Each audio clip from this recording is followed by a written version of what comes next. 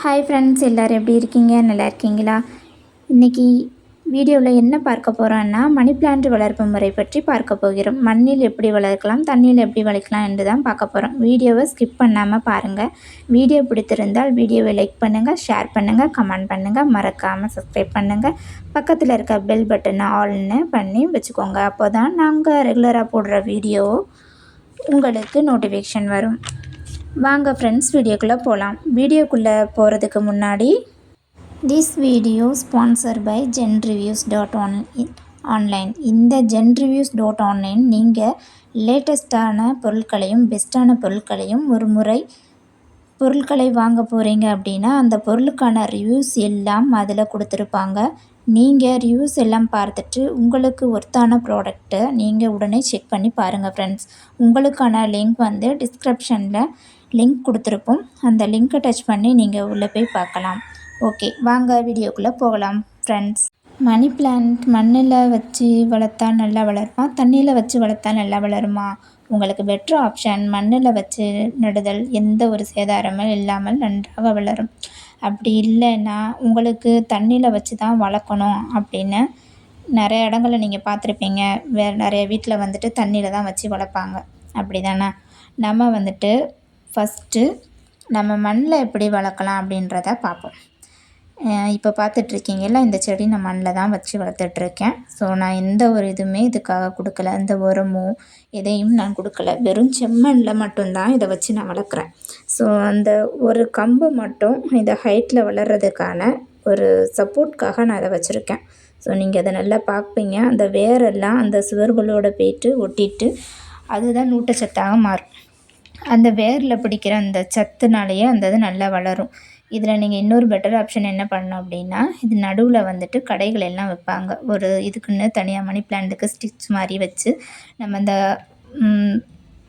தேங்காய் நார்கள் உள்ள அந்த இதுகளெல்லாம் வைத்து வளர்த்தா இன்னும் உங்களுக்கு நல்லாவே பெட்டராக வளரும்.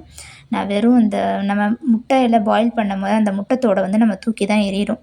அந்த முட்டைத்தோடை மட்டும்தான் நான் போட்டிருக்கேன், வேறு எதுவுமே போடலை.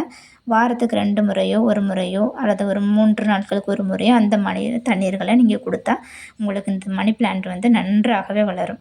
நீங்கள் இதுக்காக எந்த ஒரு மெயின்டெனன்ஸுமே பண்ண தேவையில்லை. வெயில் வந்து இதில் உங்களுக்கு லைட்டாக தான் படும். நான் ஒரு சேடான சைடில் தான் வச்சுருக்கேன், வெளியே தான் வச்சுருக்கேன். ஸோ இது தாங்க நீங்கள் மண்ணில் வளர்க்குற முறை. நிறைய பேர் வந்துட்டு தண்ணியில் வச்சு வளர்க்கணும் அப்படின்னு சொல்லி கேட்குறீங்க. தண்ணியில் வச்சு வளர்க்கணும் அப்படின்னா நீங்கள் ஒவ்வொருத்தவங்களோட ஊர்லேயும் தண்ணிகள் வந்து வேறு மாதிரி இருக்கும். ஸோ தண்ணியில் வச்சு வளர்க்கணுன்னு நிறைய பேர் ஆசைப்படுறீங்க. உங்கள் ஃப்ரெண்ட்ஸ் வீட்டில், ரிலேட்டிவ்ஸ் ஊர்லெலாம் ஒவ்வொரு தண்ணிகளும் ஒவ்வொரு மாதிரி ஒவ்வொரு வித்தியாசங்கள்லாம் இருக்கும். ஸோ தண்ணியில் வளர்க்கணும் அப்படின்னா நீங்கள் ஃபஸ்ட்டு உங்கள் தண்ணியில் ஒரு பிளான்ட்டோட கட்டிங்ஸை எடுத்து போட்டு பாருங்கள். ஸோ போட்டு பார்த்துட்டு அதில் வேர்கள் நல்லா விட்டு செடி நல்லா துளிர்ந்து வளர ஆரம்பிச்சது அப்படின்னா கண்டிப்பாக நீங்கள் வந்து அந்த மணி பிளான்ட் அந்த தண்ணிக்கு செட் ஆகிட்டு அப்படின்னு அர்த்தம். ஸோ நான் இப்போ காட்டுறேன் பார்த்தீங்களா, இந்த மணி பிளான்ட் வந்து 2 வகையான மணி பிளான்ட். உங்களுக்கு பேர்கள் தெரியணும் அப்படின்னா நீங்கள் கமெண்ட் செக்ஷனில் கமெண்ட் பண்ணுங்கள். கண்டிப்பாக உங்களுக்கான மணி பிளான்ட்க்குரிய எல்லா டீட்டெயில்ஸுமே நான் கொடுக்குறேன். அப்படி உங்களுக்கு தண்ணியில் வளரலை அப்படின்னா பெட்டர் ஆப்ஷன் நீங்கள் வந்துட்டு மண்ணிலே வச்சு வளர்க்கலாங்க.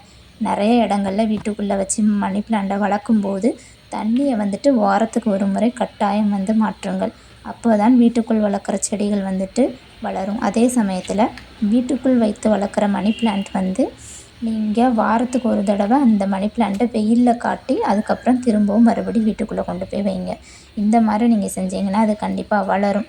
அந்த மணி பிளான்ட்டுக்கு மேலே நம்ம வச்சுருக்கிற அந்த பால், நம்ம வீட்டில் வாங்குவோம் இல்லையா பால், அந்த பாலோட லாஸ்ட்டில் இருக்கிற அந்த அதில் கொஞ்சம் எக்ஸ்ட்ரா தண்ணியை விட்டு மேலே ஸ்ப்ரே பண்ணிங்க அப்படின்னா லீஃப் வந்துட்டு நல்லா பளபளன்னு நல்லா உங்களுக்கு அது வளரவும் செய்யும். அதில் நிறைய சத்துக்கள் உண்டு. நீங்கள் மேலே மட்டும் ஸ்ப்ரே பண்ணி விட்டால் போதும்.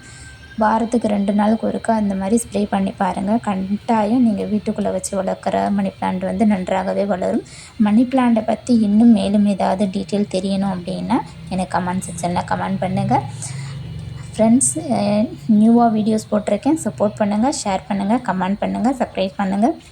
உங்கள் ஃப்ரெண்ட்ஸ்களுக்கு மணி பிளான்ட்ஸ் வீடியோ பற்றி தெரிஞ்சுக்கணும் அப்படின்னா இந்த வீடியோவை வந்துட்டு ஷேர் பண்ணுங்கள். நீங்கள் அதில் பார்ப்பீங்க, நான் அந்த மணி பிளான்ட்டோட அடியில் இருக்கிற இதை எல்லாத்தையுமே உங்களுக்கு காட்டியிருக்கேன். தெளிவாக பாருங்கள், சப்போர்ட் பண்ணுங்கள் ஃபேமிலிஸ், ஃப்ரெண்ட்ஸ். தேங்க்யூ.